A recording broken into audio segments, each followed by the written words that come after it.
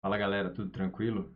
Hoje nós vamos falar um pouquinho mais sobre a família Apply. Então, se você é como eu e quer aprender a fazer um monte de tarefas ao mesmo tempo, não deixa de ver esse vídeo porque ele vai ser super importante.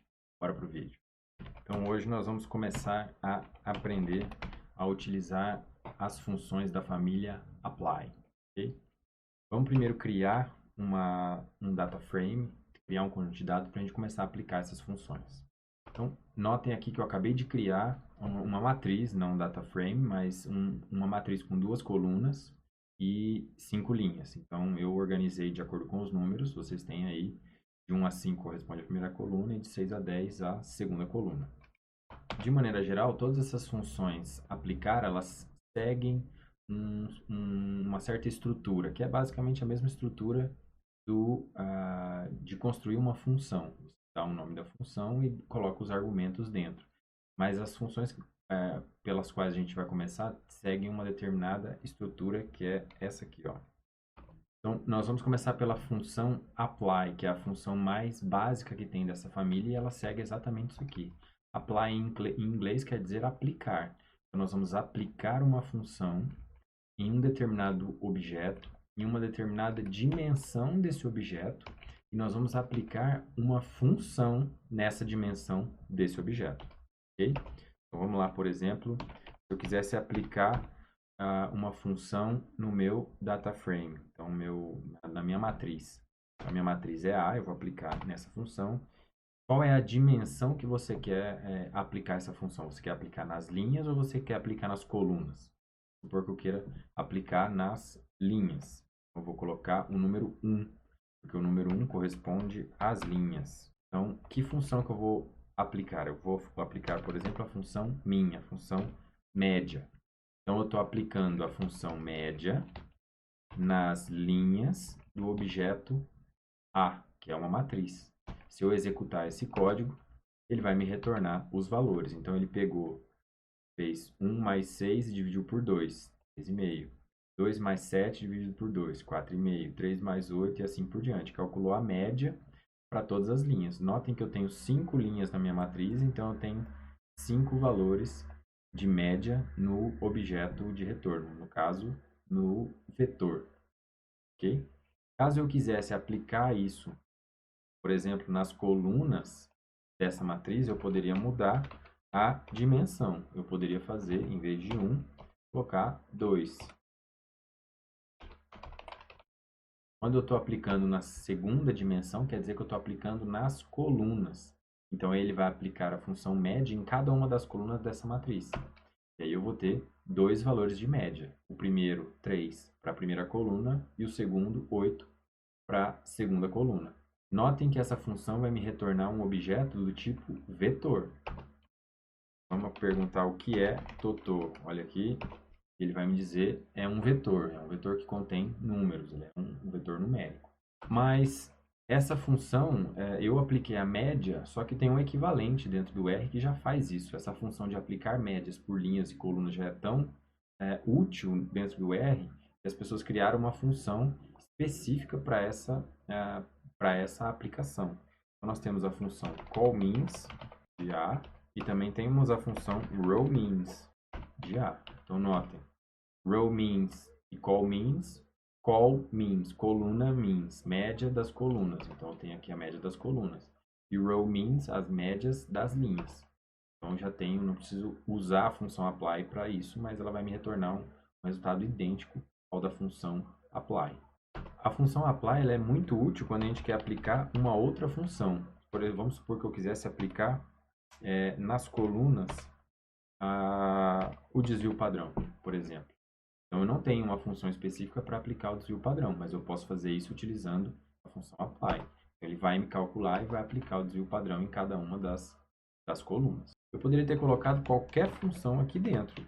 Não importa qual função esteja disponível dentro do R, essa função vai sempre aplicar.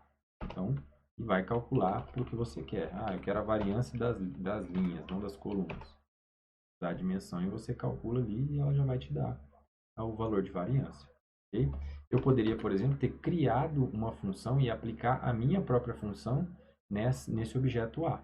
Eu vou criar aqui uma função chamada cent, uma função de centralizar. Vocês já sabem como cria uma função. Se vocês não viram o vídeo anterior, por favor, voltem e vejam para aprender como se faz isso. Então, eu acabei de criar uma função que tem apenas um argumento, x. Essa função vai pegar esse argumento e vai calcular x menos a média de x, ok?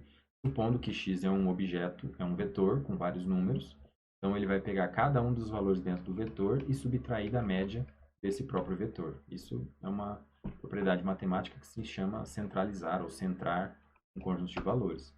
Então, li a minha função, agora ela está disponível. Eu posso aplicar a minha função, por exemplo, nas colunas e usar a minha própria função int. Pronto. Ele vai me retornar exatamente um objeto matriz com as mesmas dimensões do meu objeto inicial, mas dessa vez os valores estão centrados. Eu peguei a média de cada coluna, subtraí cada valor de cada coluna da sua própria média e retornei para vocês. Okay? Lembre-se que a média da primeira coluna vale 3, então o valor aqui vale 0. A segunda média da segunda coluna vale 8, então o valor 8 aqui ele está 0, porque ele não tem 8 menos 8, que é a média, vale 0, certo? Então, existem outras funções dentro da família apply. Vocês podem usar e abusar dessas funções para fazer múltiplas tarefas ao mesmo tempo. Por exemplo, vocês podem buscar mais informações sobre isso, por exemplo, buscando a função apply. Na hora que vocês fizerem isso, ela vai retornar diretamente para a função apply, mas se vocês quiserem voltar para outros objetos, outras funções dessa mesma família, digitem, por exemplo, lapply, que é uma função que a gente vai tratar daqui a pouco. Então, lapply é uma função da família apply que aplica uma função em uma lista ou um vetor. Então, aqui tem outras funções relacionadas a essa família, lapply, sapply, vapply, replicate e outras coisas que estão ligadas a essa ou que fazem coisas muito parecidas com isso. Vamos começar aprendendo então a função lapply. Como o próprio nome diz, lapply, lapply, ela vai aplicar uma função em uma L, em uma lista. Então, se você tem um objeto do tipo lista, você pode aplicar uma função dentro de todos os argumentos, dentro de todos os itens dessa lista. Eu posso aplicar em listas ou posso aplicar em outros objetos, mas o que vai retornar nessa função é sempre uma lista. Então, por exemplo, eu quero aplicar 3 valores, uma função nesses 3 valores. Eu vou criar uma função aqui, ó, dentro. Então, ó, a estrutura da função é essa. Eu vou aplicar uma função, que é essa aqui, dentro de um objeto, que é esse aqui. Isso aqui é uma sequência de valores, 1, 2, 3. E essa função eu acabei de criar. Eu não dei nome para ela, notem que eu coloquei direto ela dentro do argumento da minha função lapply. Então aqui, o que ela vai fazer? Ela vai pegar esse valor 1, aplicar dentro dessa função, então x vai ser substituído por 1, vai fazer x vezes 2. E ele vai aplicar essa função que faz x vezes 2 em todos esses valores de 1 até 3. Então, nota que o resultado disso é 1 vezes 2, 2, 2 vezes 2, 4, 3 vezes 2, 6. E notem que ele retornou uma estrutura diferente, uma estrutura do tipo lista. Então, se vocês salvarem esse objeto, por exemplo, doutor, que tipo de objeto é esse? Doutor, é uma lista, certo? Para vocês acessarem a lista, se vocês não viram o meu vídeo sobre listas, fiquem atentos, vocês vão ter que acessar por meio de 2 colchetes. E aí vocês conseguem acessar os valores de cada um desses elementos da lista. Eu posso aplicar qualquer função que eu quiser. Por exemplo, qualquer sequência de valores. Eu quero aplicar 3 e 5 e na função vai ser print. Então, eu estou pedindo a função print, ela plota, ela mostra para você o resultado. Ela vai mostrar o resultado de 3 até 5. E mostra primeiro todos os valores juntos e depois na forma de uma lista, cada um deles separadamente. Eu poderia fazer, por exemplo, uma outra função, né, rnorm. Rnorm, vocês já viram a função que eu calculo valores aleatórios, eu gero valores aleatórios e ele vai aplicar 3 de 5 nessa função de gerar valores aleatórios. Se eu fizer isso, ele vai criar no primeiro elemento da lista 3 valores aleatórios, depois 4 valores aleatórios, depois 5 valores aleatórios. Okay? Notem que existe uma propriedade muito interessante quando vocês estão usando uma função tipo apply e outras funções também, mas quando você está aplicando uma função dentro de outra função. Você pode colocar, por exemplo, uma vírgula aqui, e nas funções, geralmente, no help das funções, vocês vão ver esse aqui, ó, esses 3 pontinhos. Tá vendo aqui, ó? 3 pontinhos, 3 pontinhos, 3 pontinhos. Isso significa o quê?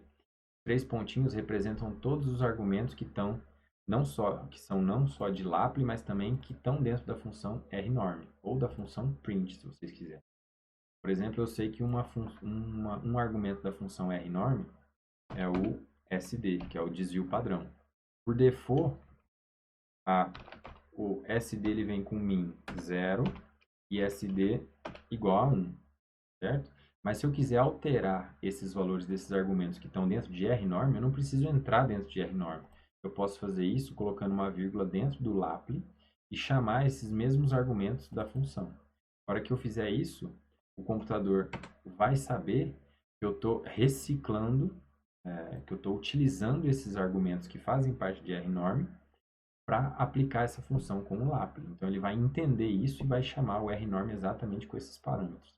Por exemplo, se eu quisesse calcular o média 100, poderia fazer isso e os meus valores todos já saem em função com a média 100 e desvio padrão 1. Poderia mudar o desvio padrão, por exemplo, para 50. Ele vai fazer a mesma coisa, ele está utilizando os argumentos da função rnorm dentro do apply. Okay?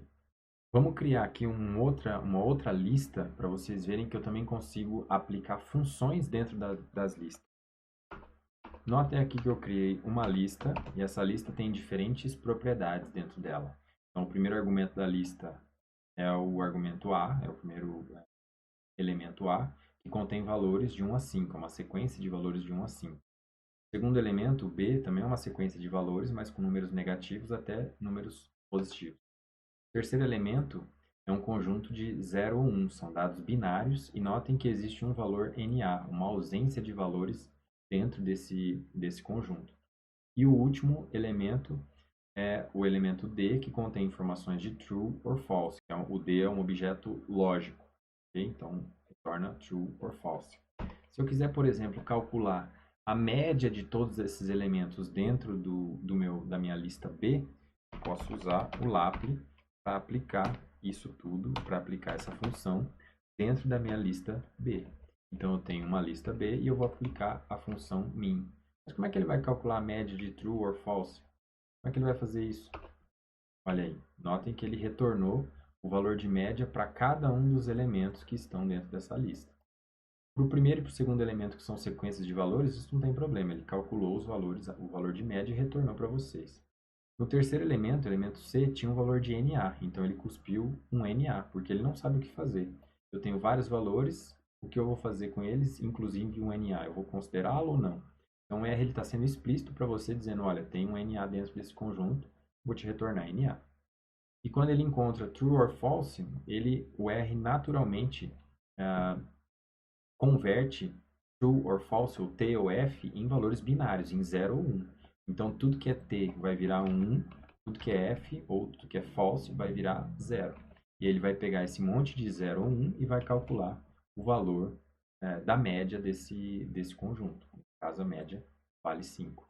Okay? Então, eu estou aplicando uma função dentro de uma lista, dentro de todos os argumentos dessa lista. Se eu tivesse 100 argumentos dentro dessa lista, ou 100 objetos dentro dessa lista, eu poderia calcular a média desses 100 objetos rapidamente, utilizando a função apply. Agora, nota que se eu quiser calcular de fato a média sem considerar esse valor de NA, eu poderia incluir um novo argumento aqui, na.rm, e botar true. na.rm é um argumento da função min. Então, falando na remove, remova os valores de NA, e eu estou colocando aqui true. Eu quero que ele remova os valores de NA. Se eu deixar false, ele vai retornar o resultado exatamente como vocês acabaram de ver.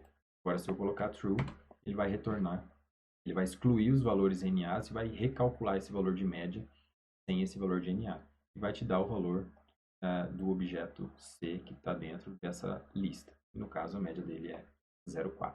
Ok? Essas funções são super úteis para você usar quando vocês têm múltiplas tarefas e se vocês quiserem fazer um monte de cálculos rapidamente. Então, tenham certeza que vocês aprenderam isso, porque já a gente vai aprender novas funções e vai complicar um pouco mais, mas essas funções são super úteis. Aprendam isso. Então, até o próximo vídeo.